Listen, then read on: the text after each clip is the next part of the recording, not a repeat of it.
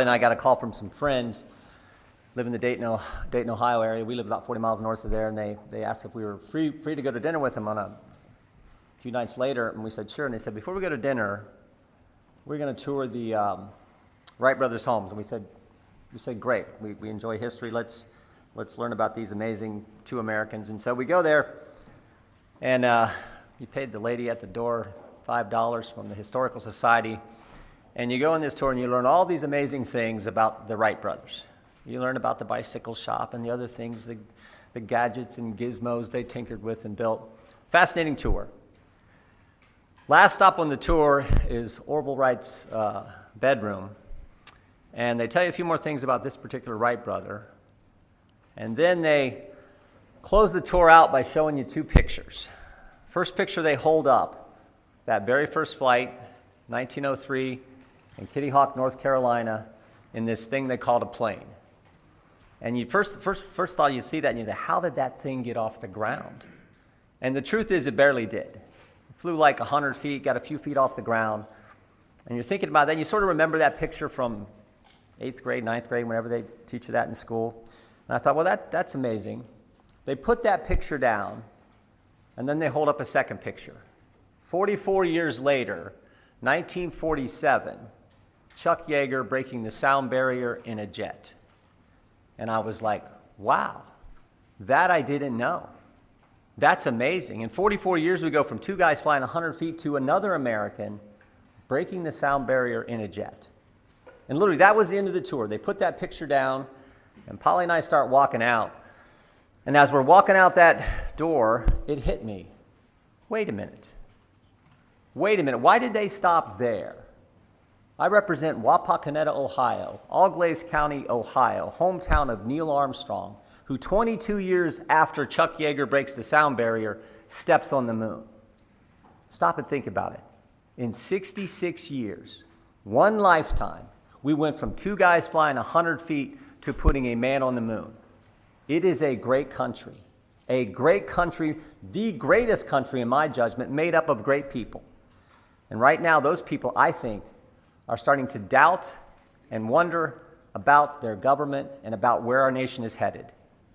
They see an open border. They see crime in the streets. They know what it costs to put gas in their car. They know what it costs to put food on the table. They see a war in Israel, our strongest ally, Israel, and what's happening there, and the help that Israel needs. And they see a government that's been weaponized against we, the people.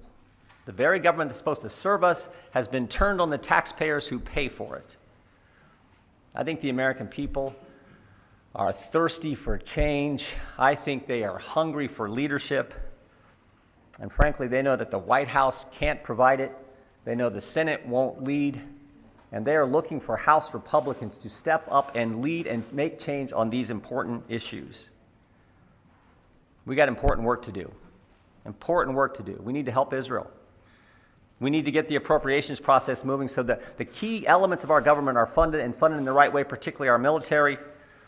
We need to get back to our committee work, and frankly, we need to continue the oversight work that I think is so darn important. In short, we need to get to work for the American people. We need to do what we said we were going to do. We need to do what we told them we were going to do when they elected us and put us in office, and frankly, we can't do that if the House isn't open, and if we can't open the House until we get a speaker. My favorite scripture verse is 2 Timothy 4:7. Paul's the old guy giving advice to the young guy, Timothy. And he says, fight the good fight, finish the course, keep the faith. And I tell folks, I love that verse because of the action in it. Because of the word. Americans aren't timid folks. They are people of action. And the words in that verse, fight, finish, keep, I think, fit the American spirit. Americans expect their government to fight for them. They expect us to finish our work.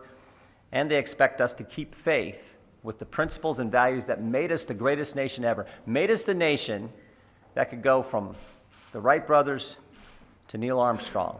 That's what we have to keep in mind. And that's the kind of attitude I think we got to have. The quickest way to get all this working is to get a speaker elected. That's what I hope we can do today. I'll take your questions. Good morning.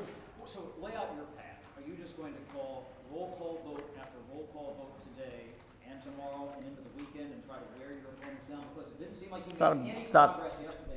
Well, you all said that we were going to lose between the first vote and the second vote. You all said we were going to lose 10 to 15 votes. We stayed the same. We picked up a few. We lost a few. I think the ones we lost can come back. So, look, there's been multiple rounds of votes for Speaker before. We all know that. I just know that we need to get a Speaker as soon as possible so we can get to work for the American people. Thank you, Congressman. So just to be clear, do you plan to grind this out this weekend if you don't get the votes today? And then secondly, President Biden, as we heard last night, is sending a $100 billion foreign aid package here to Congress. Is that something that You're making the case for why we need to get the House open so we can evaluate the package. We can't do that, can't vote on that, can't pass anything in that until we get the House open. So I got to see the package, but we certainly need to help Israel. But I got to see the package. But again, we can't do that if the House isn't open. All the more reason why we need to get the House open as soon as possible. Mr. Jordan, what do you say to the people of Israel, Prime Minister Netanyahu, that you're not able to provide aid to Israel because the House is so locked up? Again, I think you're making my case. I got 200 votes, the Speaker designee from my colleagues.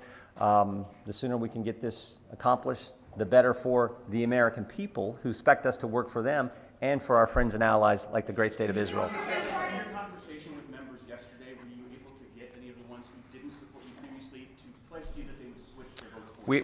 We had a good conversation, and we'll continue to do that. But as I point out, the fastest way to get to work for the American people is to elect a Speaker so the House can be open and we can get things done. I'll take a couple more. Mr. Chairman, thank you. Congressman Ken Buck has said that one of his doubts are the 2020 election and your view on that. So I'm going to ask you two related questions. One, what was your intent when you emailed a memo to the Chief of Staff, Mark Meadows, suggesting that Vice President Pence Just that. that he should forego any unconstitutional votes? And do you believe the 2020 election is stolen? I think there were all kinds of problems with the 2020 election. I've been clear about that. My intention in forwarding the email was an argument made by former Inspector General for Donald Rumsfeld, accomplished lawyer who laid out an argument from the Federalist Papers. I forwarded it on to them. That was all it was. Can